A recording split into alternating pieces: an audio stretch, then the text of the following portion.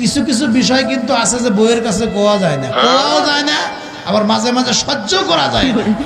আমি আমার জীবনে থেকে একটা ঘটনা মাঝে মাঝে বলি। একবার ৩,০০০ টাকা নদীর মাছ আনছিলাম গোবিন্দাসী ঘাট থেকে। নদীর মাছ ৩,০০০ টাকা দিয়ে। আচ্ছা, চিন্তা করলাম টাকা আমার, যদি আসল দাম কই, মহিলাদের একটা অভ্যাস উদাই কিনতে পারেন না, আপনারা ঠকায় দিছে, বোঝেন না? মানে হেরা খুব পারে, নিজে ঠকে হেটা করবো না। আর আমরা যদি বাজার করি সঠিক দাম কইলে ভুল ধরবেই। আমি চিন্তা করলাম টাকা আমার ৩,০০০ টাকা গেছে, আমি যদি কই নদীর মাছের ধারণা কি ওরা আছে, বাজারে খবর জানে, আমার জিগায় যে মাছ কত দিয়ে আনছেন, তা আমি বললাম যে ৬০০ টাকা। না গো, খুব ভালো হয়েছে। ৩,০০০ টাকা আমি বলছি ৬২৪ হই নাই, খুব ভালো হয়েছে।